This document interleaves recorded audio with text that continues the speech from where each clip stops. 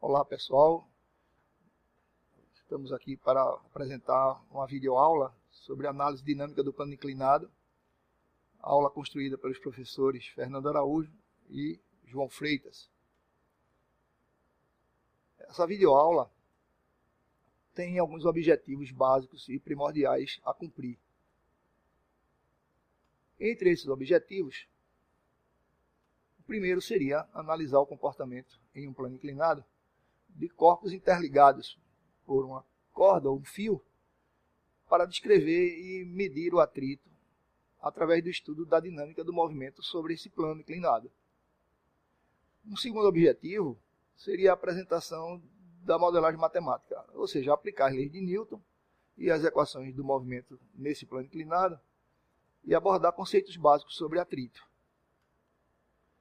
E também, como terceiro objetivo principal, dentro da videoaula, proceder com a observação experimental através da videoanálise das filmagens do experimento que nós realizamos no plano inclinado, o qual nós construímos com essa finalidade.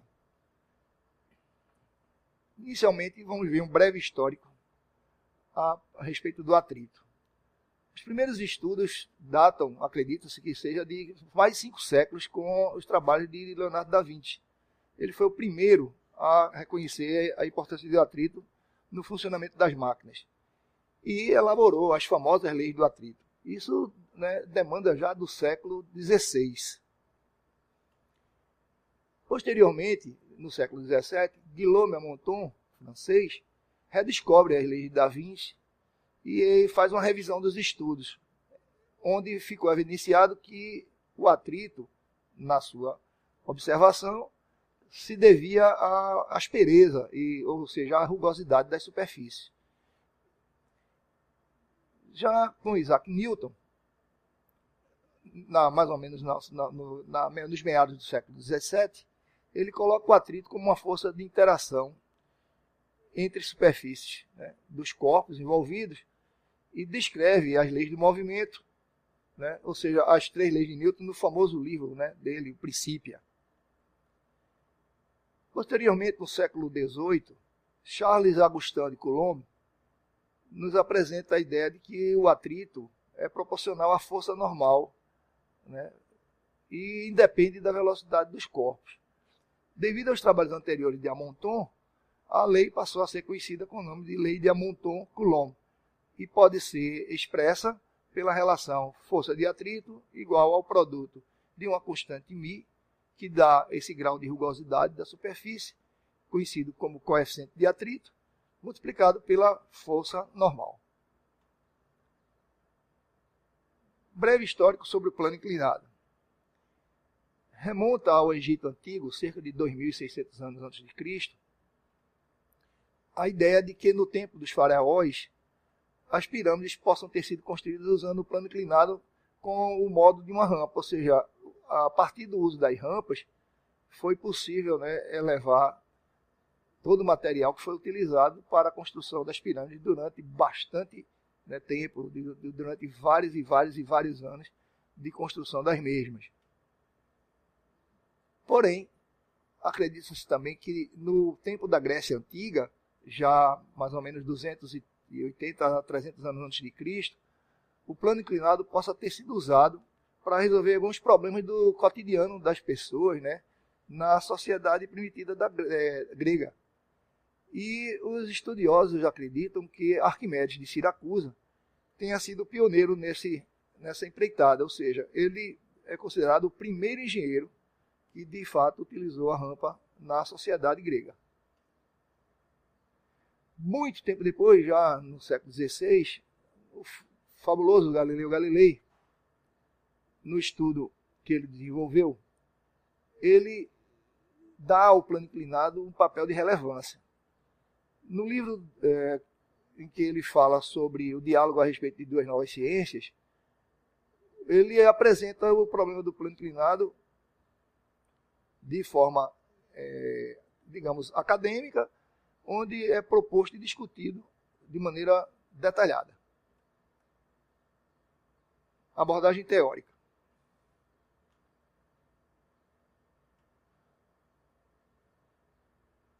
plano inclinado ou rampa é a denominação que nós damos a qualquer plataforma que forme um ângulo de inclinação com uma superfície horizontal. Observando a figura ao lado, nós temos um modelo que serve de ilustração para o que nós estamos colocando nesta definição. Essa aparelhagem contém uma rampa inclinada de um determinado ângulo de inclinação, o qual é medido por um transferidor acoplado ao plano, e uma base de sustentação fixa, né, para dar o paralelismo com a linha horizontal de referência.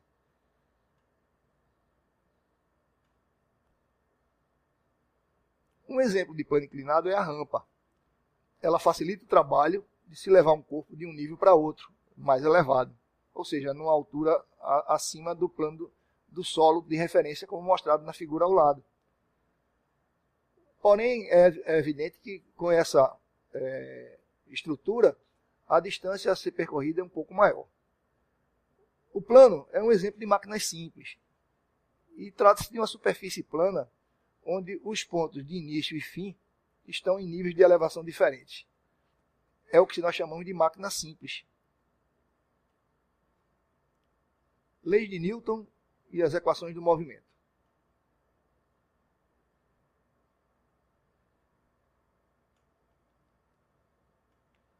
Na análise dinâmica do movimento do plano inclinado, vamos considerar um plano inclinado com um ângulo de inclinação alfa, e sendo acoplado a ele, né, uma roldana de massa desprezível, R, e onde colocamos dois blocos A e B de massas quaisquer MA e MB, de forma que eles estão acoplados ou interligados por um fio, né, também considerado de massa desprezível e de estrutura inextensível. Sendo o coeficiente de atrito dinâmico dado pelo valor μ, podemos analisar as relações entre estas variáveis e quantificar o atrito a partir do uso das leis de Newton. Vamos analisar o diagrama de forças, né, que nós podemos também chamar de diagrama do corpo livre, no entendimento do ensino médio, de forma que nós vamos analisar cada bloco isoladamente, utilizando, né, o conjunto das leis e respeitando prioritariamente a terceira lei de Newton. O primeiro passo é escolher um sistema de eixos ortogonais x e y, de tal forma que o eixo do x se apresente paralelo à inclinação da rampa e o eixo dos y ortogonal, isto é, perpendicular a essa direção. Depois, a escolha, né, da análise parte de uma ordem qualquer. Por exemplo, se nós iniciarmos pelo bloco A, nós poderemos ver qual é o sistema de forças que atua nesse bloco. Então, a tração T na corda aparece a partir, né, do bloco A. O peso do bloco PA, que seria igual ao produto MA pelo valor de G, da gravidade, na direção vertical. A força normal N, exercida pelo plano no bloco A, perpendicular à rampa, daí o nome, né, normal à superfície, ou seja, perpendicular ao plano de apoio. A força de atrito, FAT, do bloco A, com o plano, dado pela lei de Amonton, μ vezes N. E, obviamente, devido à tendência de movimento do bloco A, se nós supomos ela para cima, pela queda do bloco B, a força de atrito em A atua em sentido oposto. Por fim, vamos decompor o peso de A, que não se encontra nem na direção Y, nem na direção X, atribuída como nosso sistema de coordenadas ortogonais. Então, o valor de PAx é dado por PA vezes o seno de alfa, e PAY é dado pelo produto PA vezes o cosseno de alfa. De tal maneira que a força PAY é a força adjacente ao vetor PA, e o vetor PAx é a força oposta ao vetor PA. O ângulo alfa de inclinação corresponde ao ângulo formado entre a força PAY e a força PA. Com relação ao sistema de forças que atua no bloco B, nós passaremos a ter as seguintes informações. Primeiro, a tração da corda, também T, que obedece à terceira lei de Newton, né, é um par de ação e reação, atuando em sentidos opostos, partindo das extremidades das cordas em ambos os blocos.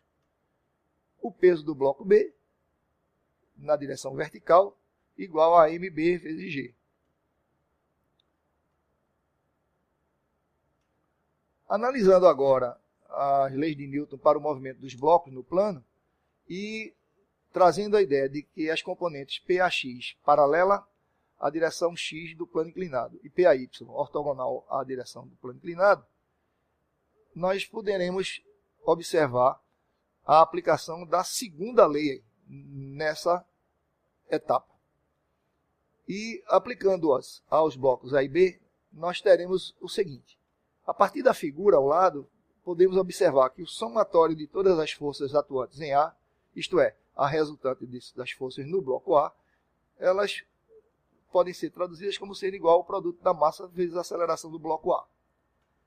Vetorialmente falando, a expressão inclui todas as 4 forças atuantes no bloco: a tração, a força normal, o peso PA e a força de atrito. O sistema na direção X e na direção Y pode ser colocado escalarmente da seguinte forma. Na direção X, a tração menos o conjunto das forças opostas à sua ação, ou seja, PAX e F de atrito, esse conjunto igual a MA vezes AX.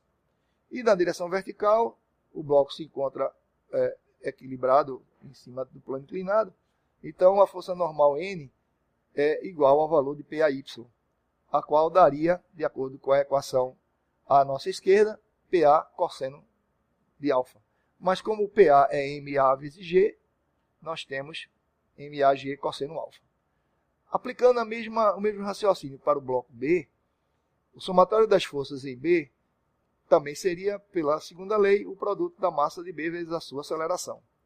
Vetorialmente, nós teríamos 2 forças atuantes, ou seja, a tração e o peso de B, de tal maneira que, traduzindo essa expressão escalarmente, a força de tração ela se apresenta oposta ao sentido do movimento e a força PB a favor, dando a equação que está reproduzida, menos T mais PB igual a M vezes A.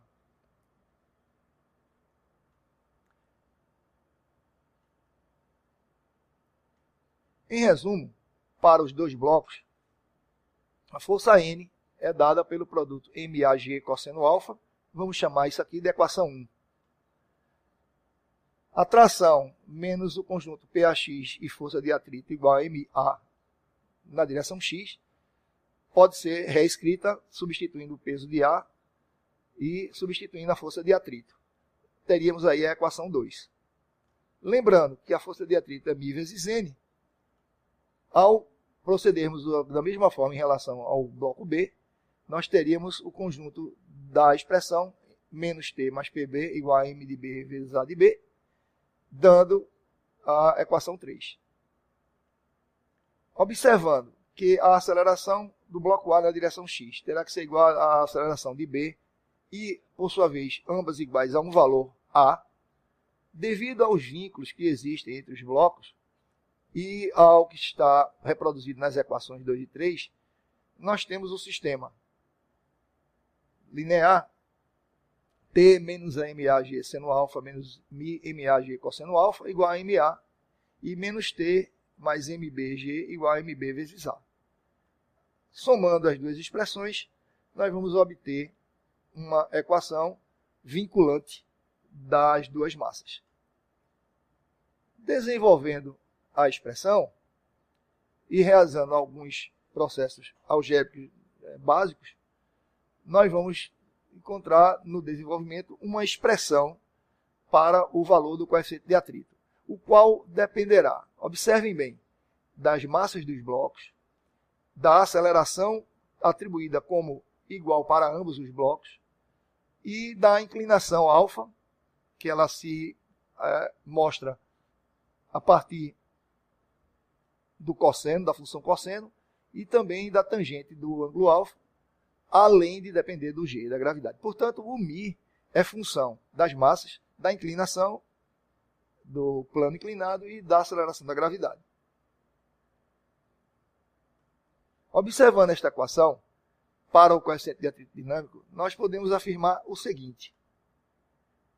Para um plano inclinado de inclinação alfa medida, tendo dois corpos de massas conhecidas, através da medida da aceleração em que suas massas são submetidas, devido às interações que ocorrem entre eles, e com a gravidade local G, podemos calcular de forma simples o coeficiente de atrito dinâmico, envolvendo os corpos e a superfície.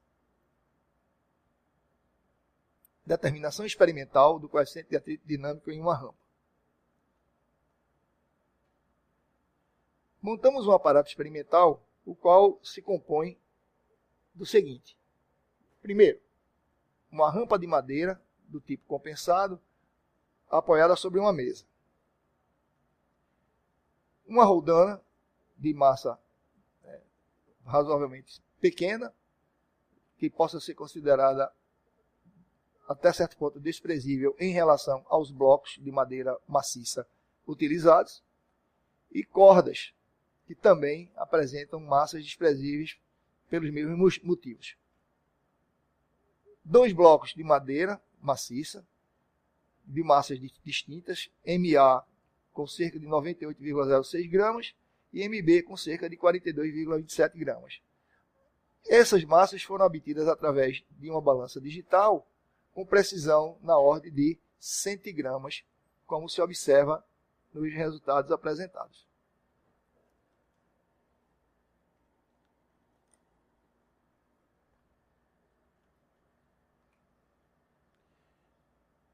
Câmara filmadora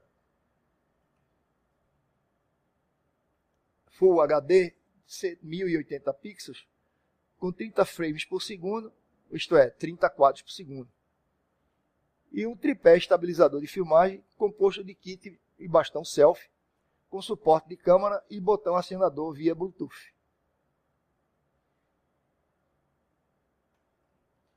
Por fim, um software tracker, versão 4.94, datado de 17 de agosto de 2016, que tem como missão realizar as seguintes atividades. Primeiro, medir o deslocamento versus tempo dos blocos A e B, rastreando o seu movimento.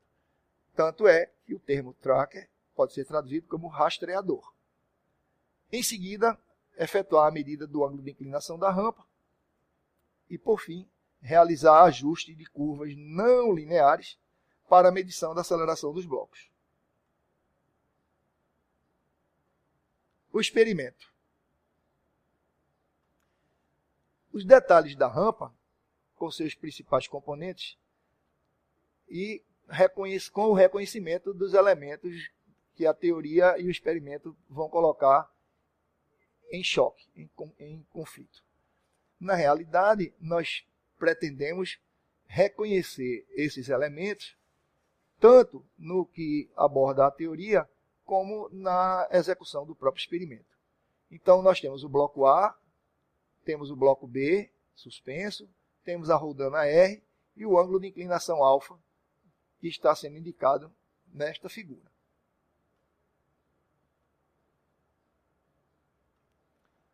Para determinar o ângulo de inclinação da rampa e também das dimensões do experimento, usamos a ferramenta do transferidor do tracker, onde é possível, de maneira precisa, efetuar a medição dos ângulos planos, partindo das fotos que foram tiradas da filmagem do experimento.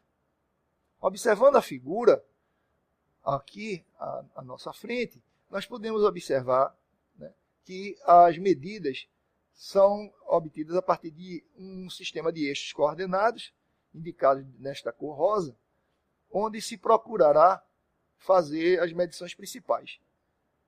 Observando, então, os dados apresentados, o tracker dispõe de uma ferramenta de calibração, chamada bastão de medida, de forma que, ao se conhecer uma distância física da filmagem, essa indicada, 100,25 centímetros, o tracker associa aos pixels uma proporcionalidade, redimensionando toda a filmagem para as dimensões físicas que estão apresentadas. E, portanto, as medidas 120,5 centímetros do espaço de distância física da rampa e o ângulo de inclinação de 14,3 graus estão indicados pelo rastreador, isto é, pelo transferidor do tracker. Os eixos, portanto, o X e o Y de coordenadas, são definidos a partir do ponto de inclinação da rampa. Determinação do deslocamento com o tempo. Para que a gente possa entender como é que é feito o rastreamento, ponto a ponto, designamos a ideia do fotograma para ilustrar como esse procedimento foi executado. Os fotogramas ou frames ou ainda quadros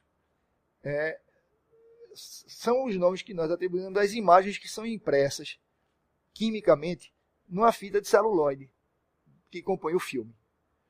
Elas são projetadas a uma cadência de 24 quadros por segundo, ou 24 frames por segundo, e isso é o que produz a ilusão de movimento.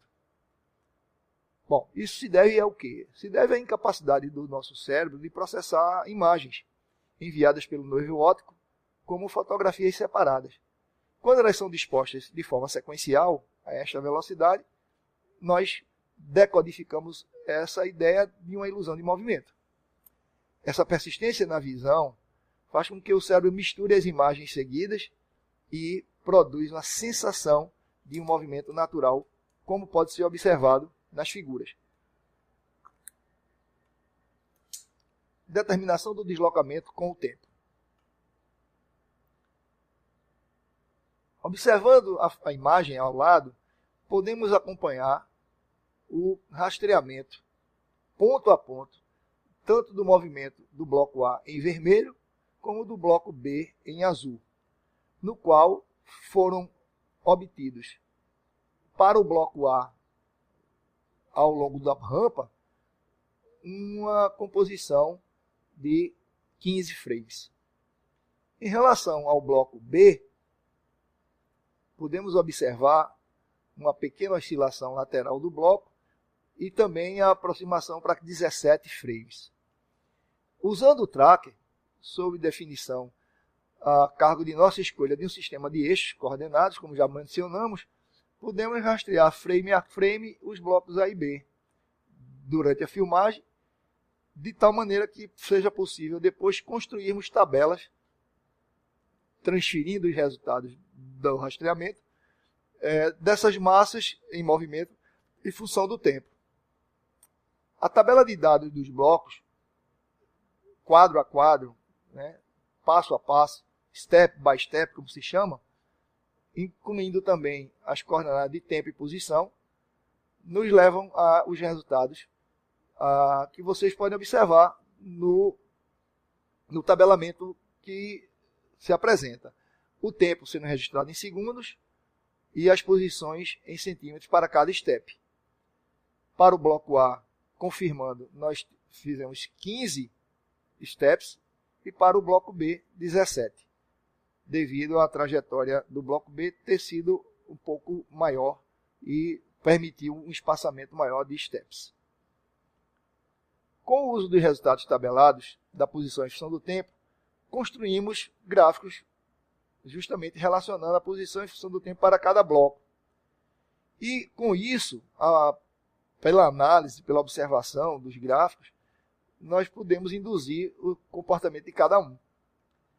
Observe que a posição em centímetros versus o tempo em segundo do bloco A, que teve um movimento ascendente ao longo do tempo, no intervalo de 2,4 segundos, nós podemos observar a aproximação para uma distância de 1 metro antes de completar 2 segundos.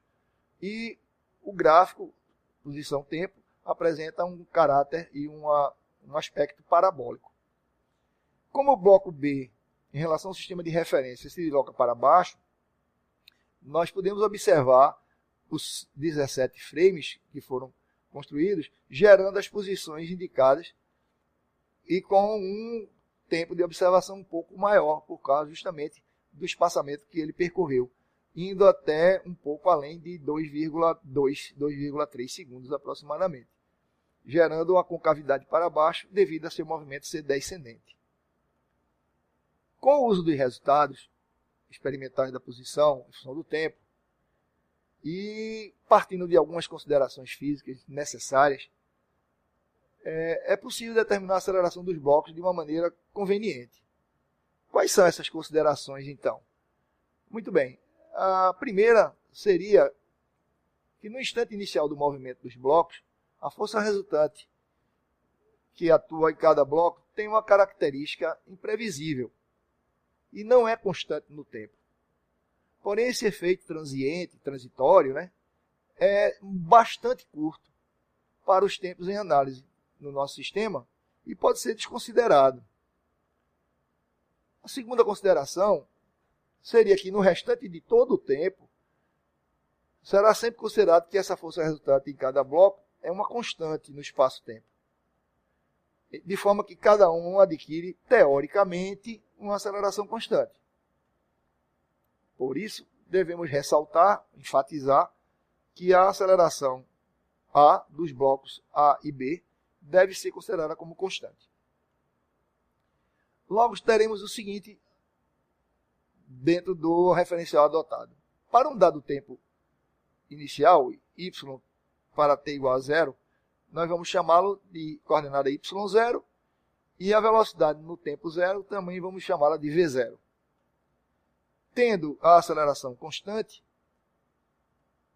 e analisando o gráfico da aceleração em função do tempo a partir da ideia de que ela nos dá um número constante, ela é revelada através de um diagrama, onde a linha azul deste gráfico revela uma aceleração, né, de valor fixo em relação a todo o tempo do experimento.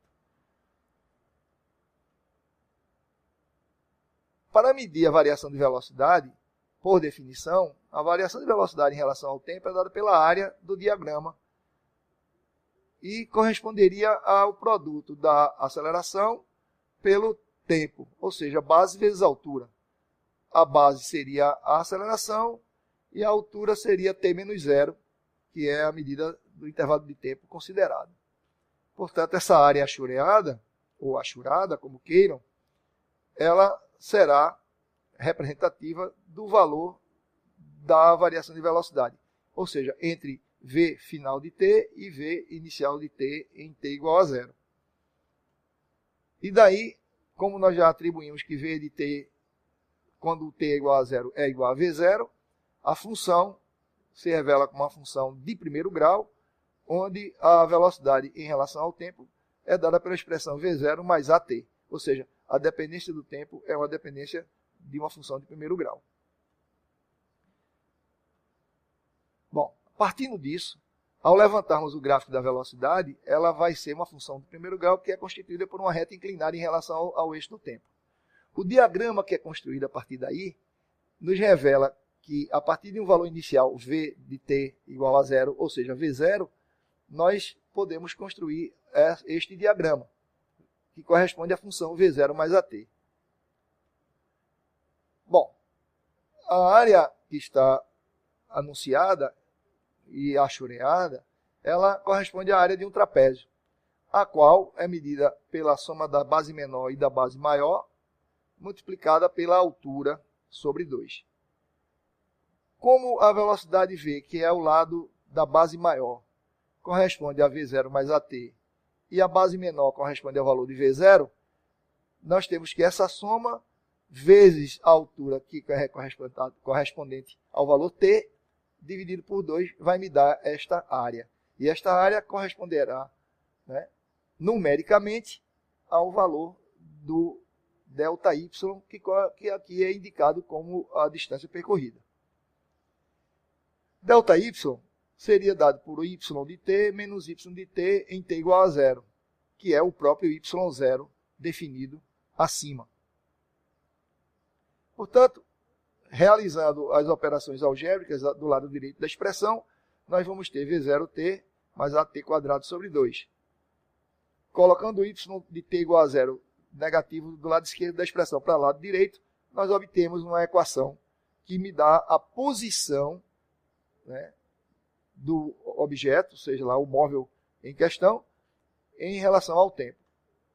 E como consequência dessas considerações que foram adotadas, nós temos o comportamento da posição em função do tempo dos blocos como uma função de segundo grau. Segundo grau no termo da aceleração. Logo, podemos procurar uma função de segundo grau que se adeque de maneira mais confortável possível aos nossos pontos experimentais. Bom, daí os parâmetros y0, v0 e a serão indicados por três coeficientes. A0, representando o y0, v0 sendo representado pelo coeficiente A1 e a aceleração A sendo representada pelo termo A2. Tais coeficientes são facilmente encontrados utilizando-se um algoritmo de ajuste de curvas não lineares mencionados como um dos propósitos, um dos objetivos no início desta aula. Então, com o método dos mínimos quadrados aplicados aos dados experimentais, nós podemos encontrar esses valores, usando diversos aplicativos que foram desenvolvidos para este fim, como o Tracker, o MATLAB, o Octave, o Grace, o Origin, o Matemática, o Maple, entre outros. Aqui, no nosso caso, nós lançamos mão do Tracker para calcular os coeficientes. O ajuste de curvas não lineares por uso do método dos mínimos quadrados nos fornece que a medida da aceleração do bloco A, como 16,9584 cm por segundo quadrado, destacado no gráfico ao lado. A mesma coisa em relação ao bloco B, a medida encontrada para a aceleração de B, 13,1655. E o gráfico correspondente acrescentado ao lado para nossas observações. Procurem perceber e verificar que na determinação da aceleração escalar do sistema, nós obtivemos dois resultados diferentes, devido às diversas variáveis, às diversas implicações que ocorreram durante o experimento que foi realizado. Determinação experimental do atrito dinâmico da rampa com o bloco A.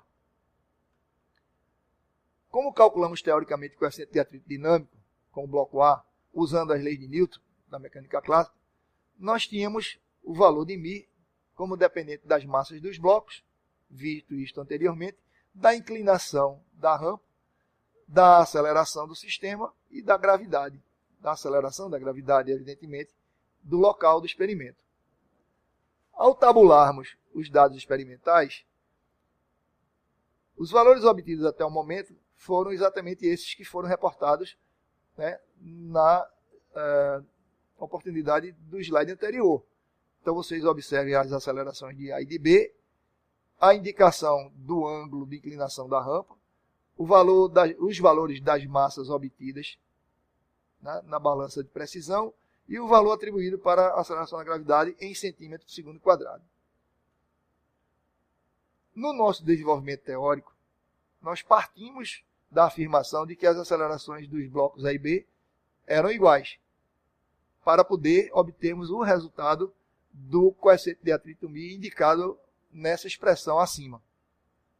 Mas no nosso experimento, nós calculamos que as acelerações não foram iguais, elas tiveram valores diferentes, conforme a tabela ao lado. Perguntamos então, a teoria está errada? Calculamos as acelerações de forma errada? Elas devem ser as mesmas? Qual dos dois valores da aceleração devemos utilizar? Bom, refletindo sobre isso e especulando possíveis respostas, até certo ponto óbvias, para alguns alunos apressados ou, digamos assim, precipitados nas suas análises, ou com uma certa superficialidade na análise, próprio da imaturidade dos alunos nesse contexto, vamos imaginar algumas respostas que poderiam ser obtidas. Por exemplo, um aluno 1, ele poderia dizer, diante das perguntas, sim, a teoria está errada. Um aluno 2 poderia dizer, bom, o atrito é entre o bloco A e a rampa, então eu vou usar só a aceleração do bloco A, não vou me preocupar em usar a aceleração de B. Um terceiro aluno podia dizer, Não, eu não posso usar a mesma aceleração na teoria e vou ter que recalcular tudo de novo. E, digamos, mais um quarto aluno, simplesmente ele dizer, não deu. Simplesmente desistiu, não quis se aprofundar na análise, na abordagem, né, do questionamento. Vamos analisar isso, então, de forma mais contextualizada. Teorias, nós sabemos que são modelos de representação da realidade. Não tem como termos todos os parâmetros da realidade expressos da teoria. Então, a teoria é a menor representação satisfatória da realidade. Diante disso, a realidade não necessita se adequar à teoria, e sim o oposto. O contrário é que deve acontecer. Ou seja, a teoria só é válida quando ela reproduz um mínimo satisfatório da realidade física. O nosso reducionismo é sempre uma fonte de incertezas. Isso nos reflete na prática em uma margem de erros. Daí ocorrerem as acelerações de valores diferentes. No nosso experimento, a teoria garante que as acelerações são iguais. Mas veja bem, se e somente se a corda ficar sempre com uma tração constante, que essa corda não seja elástica, que não haja oscilações laterais da corda. Mas a gente observa facilmente pela imagem do experimento que isso não é verdade. O bloco B, ao longo do seu deslocamento, não se mantém rigorosamente no eixo dos Y. Veja cuidadosamente no experimento essa ocorrência. A corda não se mantém esticada durante o tempo todo. Compromete que as acelerações dos blocos sejam iguais. Isso é um dos fatores primordiais para que ocorram valores diferentes nas acelerações. Veja o balanço do bloco B. Observe que no balanço desse bloco, ele oscila lateralmente em relação ao eixo vertical, alterando as condições teóricas.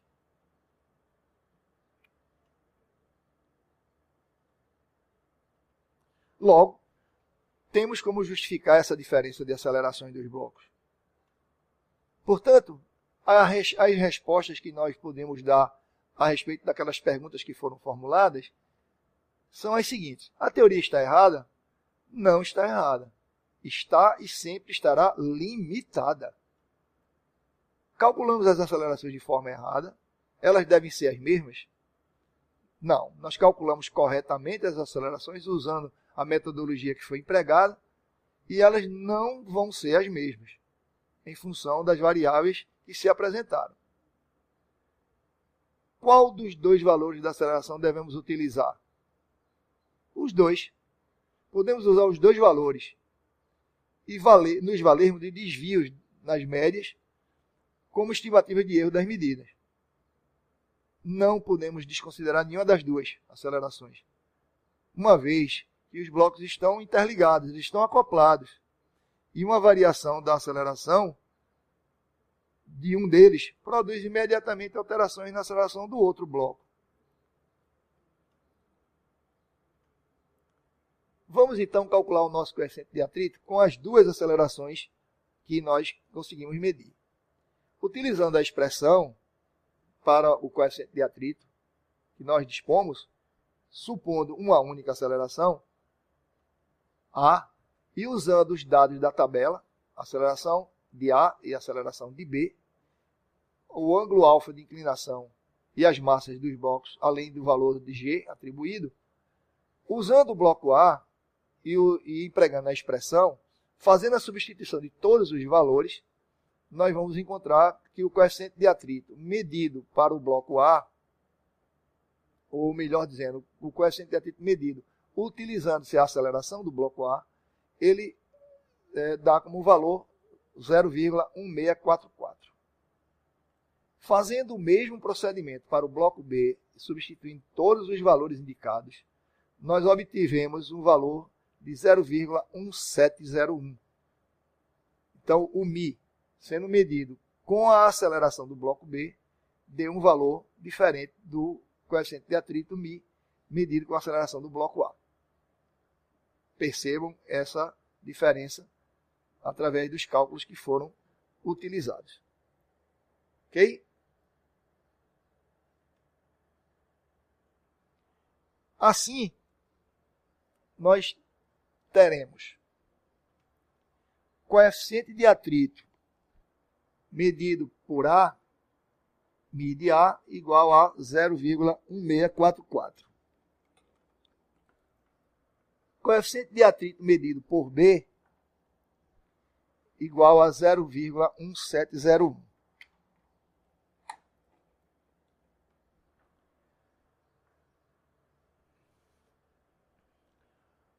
Bom, consideraremos então que o melhor valor para Mi seja dado pelo seguinte.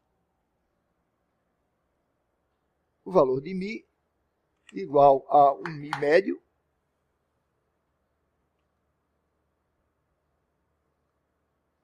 mais ou menos o erro que é, ou a tolerância que é possível de se encontrar, onde o Mi médio seria o valor do coeficiente medido com a aceleração de A, o valor medido com a aceleração de B, dividido por 2. E o erro seria a diferença entre os coeficientes apresentados, Mi de B menos Mi de A sobre 2.